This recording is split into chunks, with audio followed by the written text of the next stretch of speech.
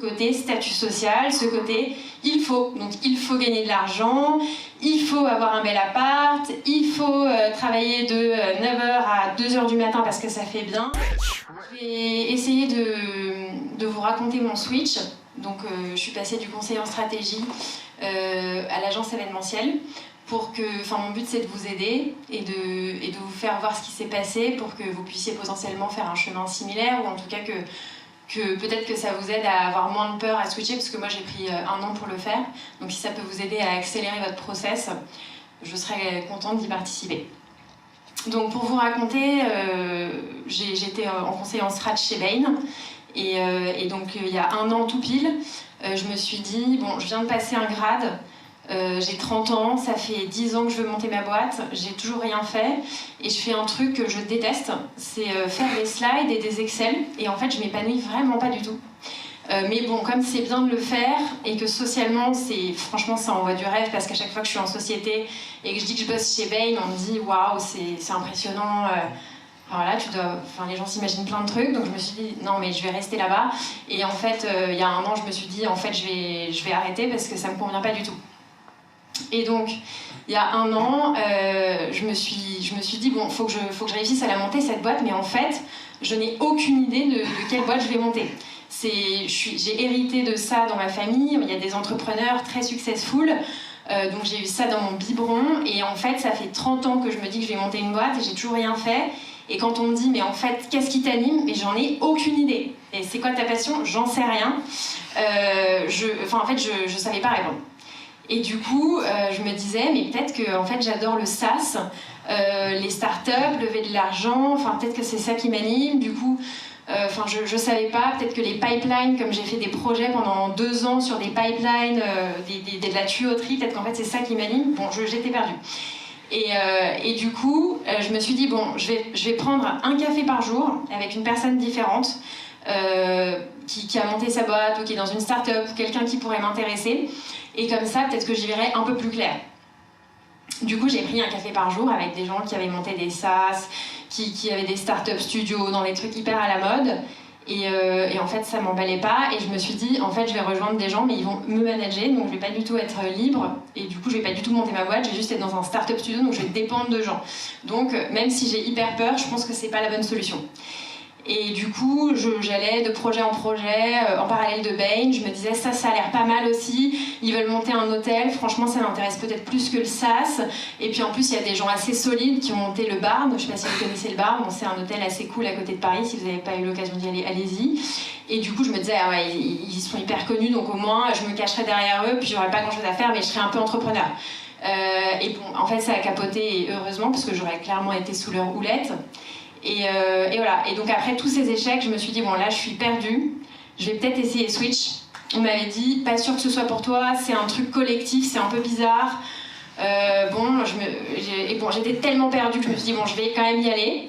J'ai pas trop le choix et en fait ça a été game changer comme on dit. Donc ça m'a changé ma vie Switch et bon je suis pas là pour faire de la promotion mais c'est absolument incroyable donc je vous recommande. Et du coup, un peu sur un coup de tête, en plus il n'y avait pas de place, mais je suis passée par la fenêtre et tout, j'ai fini par avoir une place chez Switch. Et voilà, et grâce à Switch, je me suis enfin recentrée sur moi. Et ça faisait 30 ans que je m'étais pas recentrée sur moi parce que toute la journée, mes parents me disaient ce serait quand même bien que tu fasses HEC, que tu aies un statut social, etc. Et donc ça faisait 30 ans que je me disais que c'était vraiment ça qui me drivait dans la vie. Et heureusement, Switch m'a aidé à arrêter avec ce qu'on appelle chez Switch des croyances limitantes. Et ça a été une révolution pour moi. Les croyances limitantes, c'est précisément ce côté statut social, ce côté il faut. Donc il faut gagner de l'argent, il faut avoir un bel appart, il faut travailler de 9h à 2h du matin parce que ça fait bien. Enfin, il y a plein de il faut comme ça que j'avais dans ma tête. Alors en revanche, l'événementiel, je me disais non mais ça c'est vraiment un truc de loser. Enfin, j'ai quand même pas fait toutes ces études pour aller faire de l'événementiel. Voilà, c'est hyper opérationnel comme tout le monde me dit mais t'es passé du conseil en stratégie à l'événementiel mais c'est opérationnel. Bah oui, c'est vrai que j'ai fait beaucoup d'études pour pas grand chose finalement Et donc du coup, je me disais l'événementiel non jamais, la restauration j'adore ça, mais franchement quand même, j'ai quand même pas fait toutes ces études pour ça. Et donc voilà, donc j'avais toujours ces croyances limitantes. Je me souviens que j'étais au fond là-bas avec une certaine Myriam, je crois qu'il n'est pas là, mais qui me disait mais c'est bizarre quand même, t'es hyper bloquée sur plein de trucs alors qu'en fait il n'y a pas de raison d'être. Donc je me suis rendu compte de tout ça, et grâce à Switch et à ces interactions répétées, je me suis rendu compte que en fait je me bloquais complètement dans un truc où j'arrivais pas à me recentrer sur moi, et du coup en fait c'est pas si simple d'enlever toutes les poussières et de comprendre tout ce qui va pas et qui font qu'en fait on se retrouve chez Bain à faire un truc qui n'a aucun sens, ou de penser qu'on a envie de monter un SaaS, ou voilà, ce genre de truc. Enfin, il y a sûrement des gens qui sont ravis de le faire, mais en l'occurrence moi ça me plaisait pas du tout. Et donc grâce à ça, j'ai enlevé petit à petit toutes les poussières, et j'en suis arrivée au fait que en fait, ce qui me faisait vraiment plaisir dans la vie, c'était de créer de la convivialité et de faire plaisir aux gens à travers des expériences et des bons moments. Mais je me suis dit que c'était un peu loser quand même. Voilà, mais bon, voilà, j'ai assumé que je l'ai écrit sur un papier. Et petit à petit, j'ai fini par l'accepter, et le truc de dingue, bon, c'est le truc de dingue qu'il faut que vous ayez en tête, hein, c'est qu'il y a des opportunités qui s'offrent à vous, il faut les saisir. Parce que là, dans cette salle, je sais pas où il est, mais il y a Mathieu. Et ben lui, ça a été une opportunité. Un jour, il est venu me voir, parce que je fais un flashback, enfin bref. Il est venu me voir au mois de décembre. Là, je suis encore au mois de juillet, mais il est venu me voir au mois de décembre en me disant « Ah, t'as monté ta boîte, bah si tu veux, je viens t'aider. » Et en fait, Mathieu, il bosse toujours avec moi. Donc ça fait depuis le mois de décembre qu'il bosse avec moi. En fait, les opportunités, il y en a plein. Et saisissez-les, parce que c'est ça qui fait que vous allez vachement avancer. Et du coup, donc au mois de juillet, je rencontre un gars random qui me dit « Je veux monter ma boîte, toi aussi, vas-y, on la monte ensemble. » Je dis « Ok, tu sais que je veux faire l'événementiel, ouais, moi j'ai fait de la finance, mais why not et tout. Ok, et donc du coup on s'est posé pendant 3 semaines, on a fait des calculs de comptable. Alors heureusement qu'il était là pour me dire non mais Aurore, ton événementiel pour qu'il y ait des anniversaires, des bar mitzvahs et tout, franchement tu vas pas gagner d'argent, donc là faut trouver une solution. Et donc petit à petit on en est arrivé au fait qu'on voulait créer de l'événementiel pour des entreprises, parce que objectivement il y a quand même plus de budget là-bas. Et qu'en plus, il y a quand même, comme il y a beaucoup de budget, il y a des trucs de dingue à faire aussi. Et voilà, et en fait, au bout de 3 semaines, il est parti. Donc il est parti refaire sa finance, mais grâce à lui, et je pense qu'il ne s'en rend pas compte, mais grâce à lui, FOMO, donc ma boîte, est née. FOMO, donc c'est Fear of Missing Out, et c'est donc l'agence d'événementiel. Et l'objectif, c'est de créer des événements extraordinaires pour du corporate. Donc de sortir du classique séminaire, du pavillon Dauphine, du séminaire je ne sais où, un peu avec des conférences de 4 heures, etc. L'objectif, c'est de revisiter tout ça, tout l'événementiel B2B, en y mettant une énorme dose d'expérience pour que ce soit des expériences hyper transformatives, immersives, que vous soyez dans un autre cadre.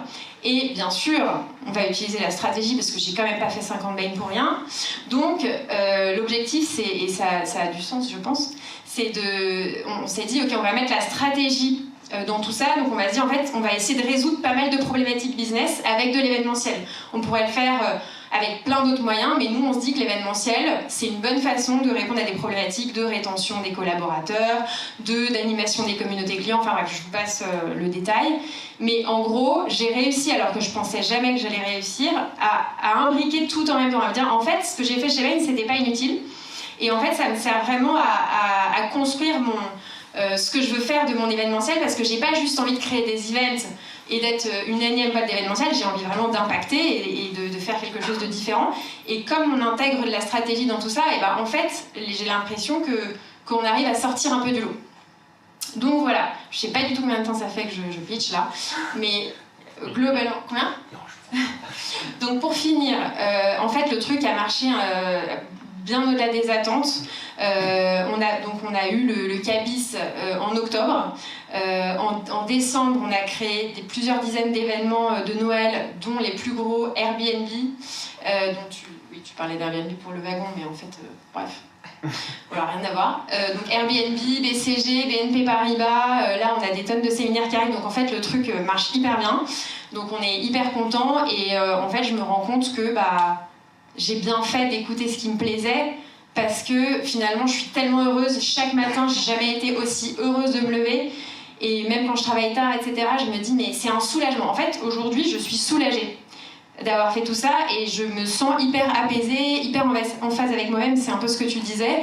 Je me suis enfin trouvée, Et je suis hyper fière de dire bah oui, j'ai monté une agence événementielle et non, c'est pas un truc de loser et hyper opérationnel et je ne sais quoi. Et d'ailleurs, oui, c'est très opérationnel, mais j'en suis ravie parce qu'en fait, c'est ce que je sais faire. Et il y a plein d'autres choses et j'ai juste réussi à me trouver et à être en phase. Et voilà, donc je suis contente. Donc mon point, c'est surtout de vous dire, essayez de vous trouver, c'est dur. Franchement, j'ai mis 1 an à le faire et j'ai pas fini, je pense. Hein, mais en tout cas, ça vaut le coup à 30 ans de se dire, en fait, j'ai fait plein de choses et c'est génial. Le but, c'est pas de mettre tout à la poubelle. Hein.